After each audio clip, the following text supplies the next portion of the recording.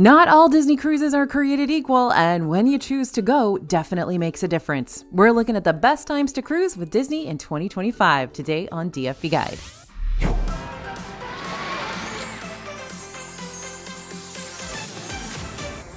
Hey everybody, it's AJ for Disney Food Blog. So winter, spring, summer, fall, when should you go on a Disney cruise? Because the answer could seriously switch up the whole trajectory of your trip. So what we're going to do today is walk you through a year with Disney Cruise Line to see which seasons bring the temperatures, destinations, and price tags to help you get a good idea for the best time to sail. All right, important info ahead. Before we jump into each season with the Disney Cruise Line, let me talk about a few key factors that are going to help you make those final cruise decisions beyond whether you go in winter, spring, summer, or fall. First, prices will vary. A huge factor, no matter when you decide to cruise, is always going to be that price tag. Prices are going to vary ship by ship, depending not only on when you decide to cruise, but also what stateroom you book, how long your cruise lasts, where it takes you, how many people are in your group, and what ship you choose to board. These aren't small variations for prices. These can be huge, multi-thousands of dollars variations depending on what you choose. So during the course of the video, we'll make sure to give you a few price examples to illustrate what cruising with Disney might look like for you next year. Though since there are a whole lot of variables to consider, it still might look a whole lot different for your group. Note that we're going to be looking at prices that'll apply to a family of 4, 2 adults, 2 kids. But for more specific pricing, you'll need to check out the Disney Cruise Line website in your own time, plug in the number of travelers in your group, and search to see how prices might rise and fall depending on your party. And just in case you're a little hazy with how pricing works for the staterooms, inside staterooms are going to be your most affordable option since they're smaller and don't have a porthole window or a veranda or anything, can't see out to the ocean.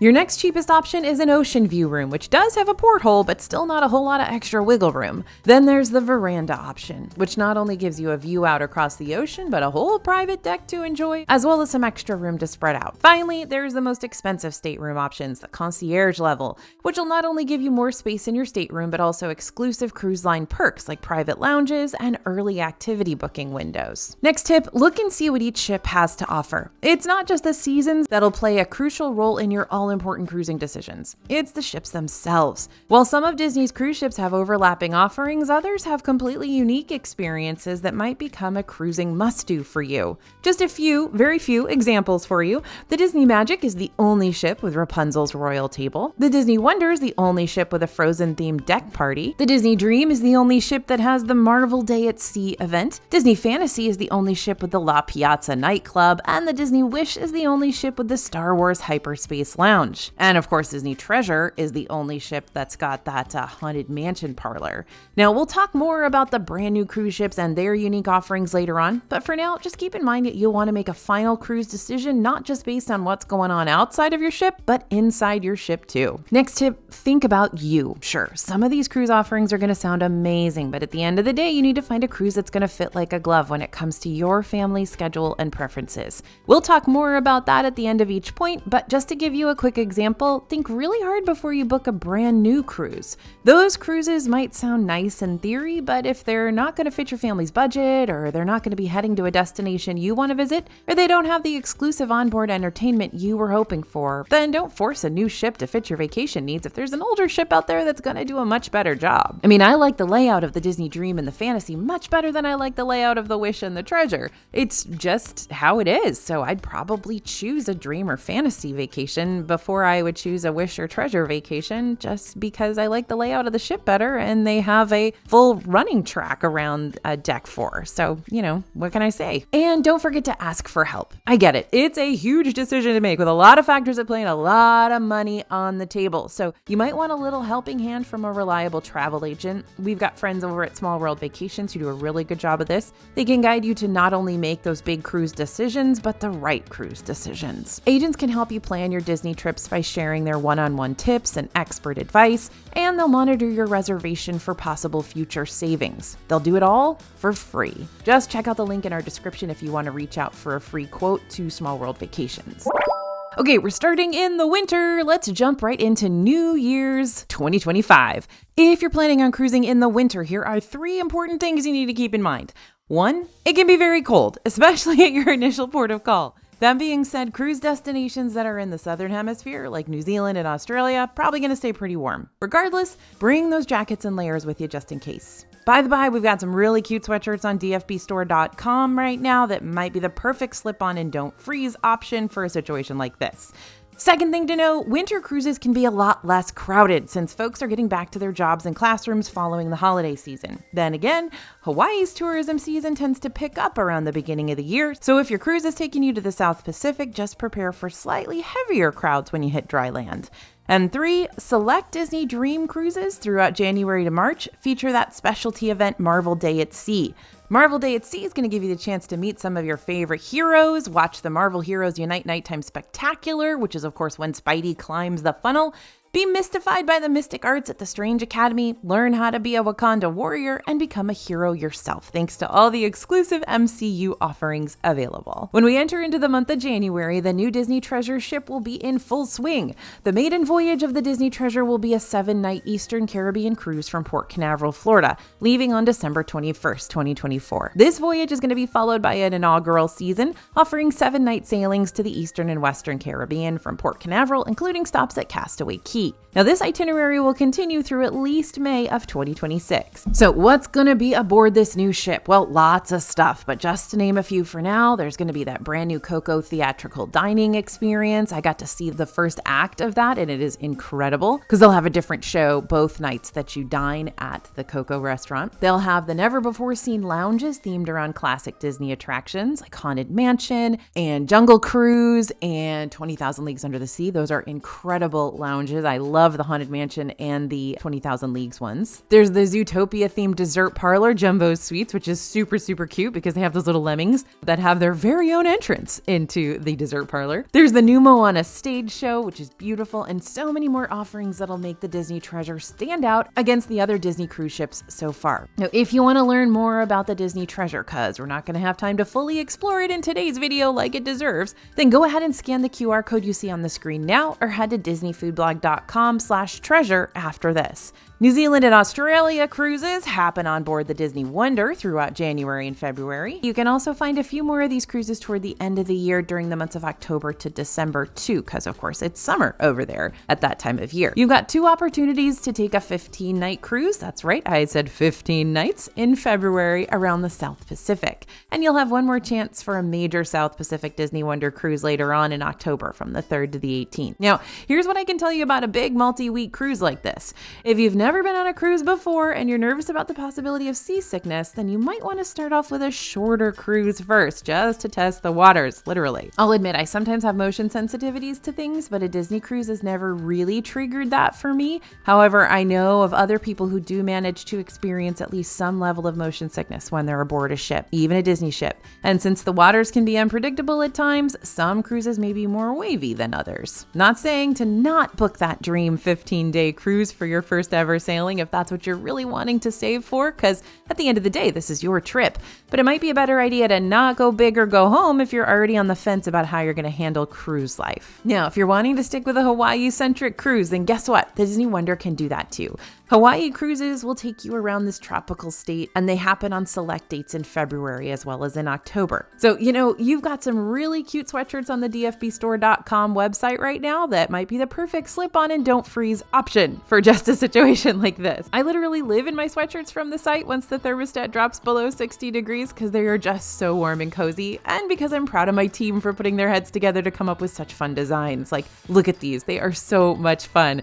I could never have come up with these. Oh, and let's not forget that select Disney Dream Cruises from January to March is when you can experience Marvel Day at Sea. This will give you the chance to meet some of your favorite heroes, watch the Marvel Heroes Unite Nighttime Spectacular, where Spider-Man literally climbs the funnel, be mystified by the mystic arts at the Strange Academy. This is a really cool show. Learn how to be a Wakanda warrior and become a hero yourself, thanks to all the exclusive MCU offerings. All right, everyone, time to rip the Band-Aid off. We've got to look at some Disney Cruise wintertime prices now. A veranda stateroom for a 7-night Western Caribbean cruise from Port Canaveral on board the Disney Treasure, January 25th to February 1st. This is going to cost you about $9,830 for a family of 2 adults and 2 kids. I know we're starting off high here, but I promise they're not all going to be that steep today. An inside stateroom for a 4-night cruise from Melbourne ending in Sydney, February 3rd to the 7th, costs around $2,345. See, we're getting much better. Note that select Disney cruises like this one will only take you one way instead of being a round trip, transit, meaning you'll have to fly back from wherever your ship debarks. One-way cruises will be labeled above the cruise listing to make sure you're aware that if you book that particular cruise, you'll also need to book a flight to get you back home, if that's where you want to go. For an ocean view room on board that epic 15-night cruise across the South Pacific from Sydney ending in Honolulu, February 10th to the 24th, expect to pay about $6,280, which is honestly not very much for 15 days. And for a concierge room for a 5-night Western Caribbean cruise from Fort Lauderdale with a Marvel Day at Sea event, February 1st to the 6th, prices are going to start around $9,060 for a family of 4, though they can get as pricey as $42,000 if you decide to splurge on the Dream Tower Suite. All right, for the spring, what are the 3 most important things you need to know about cruising with Disney? 1, temps start to look a little better in the spring season, both domestically and internationally. Cold snaps can still happen though. Get those sweatshirts. 2, since the weather isn't going to be scorching by any means if you're going to be visiting Castaway Cay or Lookout Cay this spring, then this could be the perfect time to check out those other port adventure offerings you might normally skip when you just want to sit on the beach. Bike rentals, glass-bottom scenic voyages, etc. And 3, a spring cruise might also be a good cruise to consider booking a Senses Spa day for, especially if things are getting a little brisk on the top deck or it's a little rainy. Senses Spa is available on all Disney cruise ships. It offers spa treatments, massages, facials, body wraps, and aromatherapy sessions. But those add-ons can be a little pricey, so you might prefer just to get a rainforest room day pass instead. That's under $40 usually. A single day pass will grant you access into the Senses Spa rainforest room, which is honestly plenty for me. You can use the sauna, the steam rooms, and the sensory experience showers. I love the rainforest room, and I usually will spend a good chunk of time in there on a cruise. So what are some of the main cruises you can expect to see happening throughout the spring? March is when the Disney Wonder starts up their Mexico cruises, which run until the end of May. The Disney Wonder keeps busy in the spring by also offering just a handful of cruises during March and May that'll take you around the Pacific coast. In May, the Disney Fantasy offers just one, transatlantic cruise that runs from May 14th to the 17th. Yep, that's a 13-nighter. This itinerary will take you to Portugal and Spain and make a pit stop at Disney's Castaway Cay as well. An inside stateroom for a 3-night Baja cruise from San Diego, April 4th to the 7th, will be a base price of around $3,590. An ocean view stateroom for a 7-night Mexican Riviera cruise from San Diego, March 21st to the 28th, around $7,570. A veranda stateroom for a 4-night Pacific Coast cruise from San Diego ending in Vancouver, May 8th to the 12th, will cost about $4,550. Now note, that's not a returning cruise, so you're going to leave from San Diego and you're going to end in Vancouver, so you have to fly back to San Diego unless you wanted to end up in Vancouver in the first place. And an inside stateroom for that epic transatlantic cruise from Port Canaveral ending in Barcelona is going to cost around $7,340. We've made it to summer, so school's out for the summer, and with a summer vacation comes a whole lot more cruising possibilities. There's a lot going on in the summer when it comes to ships going everywhere. You're going to find a lot of cruise options listed between June, July, and August that are going to take you over to Disney's private island destinations, Castaway Cay or Lookout Cay, or maybe even both in one trip. We're talking over 70 different cruise possibilities to accommodate the influx of cruisers ready to celebrate summer vacation on the high seas. Number 1 destination for folks, Bahamas. Get ready, because it's gonna be hot in the Bahamas during the summer. Also, hurricane season for the Caribbeans and Bahamas runs from June to November, with late August to early September usually being when you're gonna see the peak of that activity. Now, don't stress about this prematurely. It doesn't mean you're absolutely 100% gonna run into a hurricane during your cruise if you book one around this time. You're just gonna wanna keep an eye on the extended forecast and keep that possibility in mind. Also, watch our video on how to survive hurricane season, and don't forget to book that trip insurance and read the small print on your cruise and cancellation policies and all of that. Worst comes to worst, Disney will give you a full refund on your cruise or your port excursions if conditions are too dangerous, and you can use that money toward a different cruise on a different sail date that'll maybe have less treacherous conditions. Destination number 2 in the summer, Alaska. The Wonder is back in action and headed up north, y'all. Alaska cruises are offered well into September, and you want to pack warm for these babies. While t-shirts are totally wearable, I've worn t-shirts in Alaska in the summer, you're going to need a jacket for those glacier days. And yeah, if you're lucky and the ships can navigate the icebergs, which yes, there are real actual icebergs that you sail through up there, you will probably get glacier days. Now, I know an Alaska vacation definitely isn't for everyone, especially those who prefer their summer cruises nice and hot. But let me just say, this cruise is gorgeous. From the glaciers to the snow-capped mountains to the really cool ports, because I love me some Skagway, this is such an all-around unique experience that, to negate the Olaf the Snowman situation, are worth shivering for. Plus, this makes those hot tubs that much more enjoyable. Oh, and destination number 3, Europe, baby! The Fantasy is going to take you everywhere you've dreamed of going, like Greece and Italy and England and Spain and Portugal and Belgium and the Netherlands and Norway and Sweden and France and Ireland and Scotland and England. So many different places. But here's what I'm going to say about visiting these bucket list destinations, cruise style. Your ship will be docked at each port of call, whether you're cruising with the Fantasy, the Wonder, or another ship entirely, for either a full day or a half day, depending on your cruise's itinerary. And while that might be more than enough time for your group to explore what you want to explore, some people might feel cheated that they didn't get to spend more time in France or the UK or etc. beyond just a day. So my advice to you is to go out and do a little research yourself, just to make sure you hit up those nearby must-dos instead of wandering around a port aimlessly and getting worked up about wasting time, just trying to figure out how to make the most of your limited time at any destination. It happens, my friends, believe me. So you might want to consider booking one of Disney's port adventures through the DCL website. That way you don't have to do the bulk of the planning and Disney will take you on some fun adventures while you're at these ports of call. Another thing to note is that those European ports weren't built for megaships, so every once in a while the ships won't actually be able to dock due to sea conditions. That means some ports will be impassable, so just keep that little part of your brain prepared in case you end up with an extra sea day. But major warning ahead. Thing to note is that those European ports weren't built for megaships, so every once in a while ships won't actually be able to dock due to sea conditions. That means some ports will be impassable, so just keep that little part of your brain prepared in case you end up with an extra sea day. Okay, summer cruise season, what's the damage? An inside stateroom for a 3-night Bahamian cruise from Port Canaveral, June 6th to the 9th on board the Disney Wish, with a stop at Castaway Cay. It's going to be about $4,950. Ocean View stateroom for a 4-night Bahamian cruise from Port Canaveral, July 2nd to the 6th on the Disney Magic, happy 4th of July, with a stop at Disney's Lookout Cay is $5,650. A veranda stateroom for a 5-night Alaskan cruise from Vancouver, July 16th to the 21st will put you back $11,180. Yeah, it's expensive. And a concierge stateroom for a 3-night France cruise from Southampton, August 22nd to the 25th will start at $7,240. It's fall, y'all, and the Disney Cruise Line is preparing for a really jam-packed fall season when 2025 rolls around. First up, let's talk Halloween on the high seas aboard the Wish, the Magic, the Dream, and the Treasure. How exactly is Halloween on the high seas going to change up your cruise? Significantly, that's how. Halloween cruises are intense. Now, I like Halloween, but this is a lot of Halloween. All cruise long, you'll be able to partake in exclusive Halloween festivities like the Mickey Mouse Parade, meet and greets with your favorite Disney characters while they're dressed up in their Halloween costumes, which is super cute, spooky scary arts and crafts, and even an evening of trick-or-treating, along with lots of seasonal snacks to try. Big news for fall, though, is new ship! On November 20th, 2025, we're getting another new ship added to the Disney Cruise Line fleet, the Disney Destiny.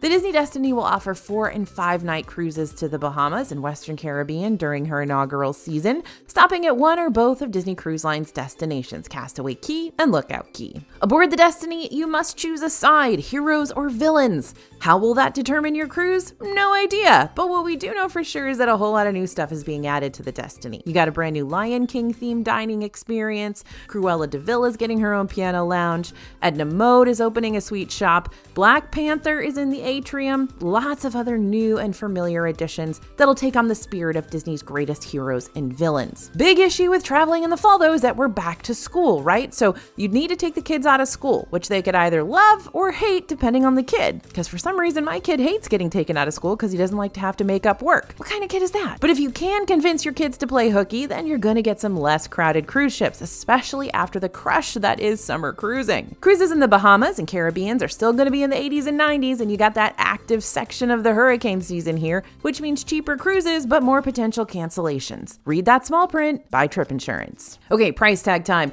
An inside stateroom for a 3-night Bahamian Halloween cruise from Port Canaveral Canaveral aboard the Dream, October 13 to 16.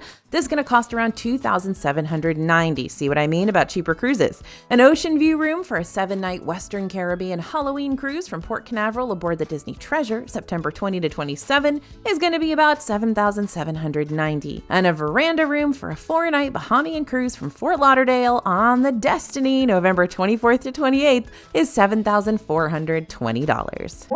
All right, ready for my super speedy top 3 things to keep in mind for a holiday cruise? It's gonna go quick. 1, Christmas. 2, new stuff. And 3, ship roller coasters. Intrigued? Good. Very Merry Time cruises will materialize on multiple ships sailing around this time of year. The Very Merry Time cruises are really special because the characters will be out and about dressed in spiffy green and red get-ups. There'll be holiday parties on the upper decks, and on the first night of the cruise, you'll get to participate in that fun tree lighting ceremony to kick things off. Not to mention there'll be a whole lot of other exclusive activities and treats for you to try ship-wide. If you are a Christmas fiend, this is the cruise for you. But one of the biggest things happening to the DCL during the 2025 holiday season is, another ship being added to the fleet. One more time.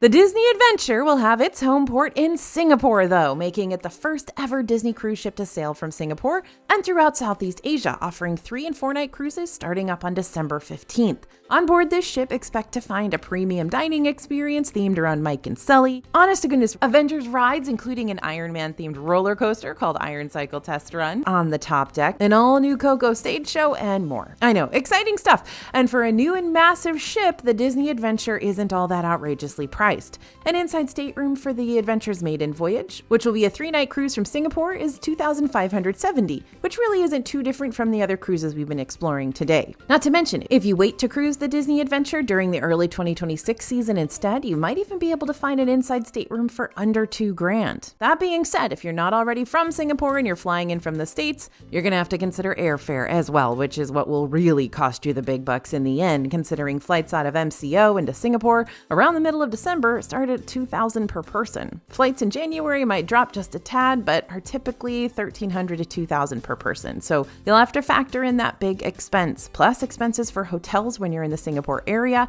and off the ship. And what about prices for those Very Merry Time cruises? An ocean view room for a 4-night Western Caribbean holiday cruise from Galveston aboard the Disney Magic, November 21st to the 25th, is about $5,180. Meanwhile, a veranda stateroom for a 5-night Western Caribbean cruise from Fort Lauderdale aboard the Disney Dream, December 21st to 26th, will put you back $7,230.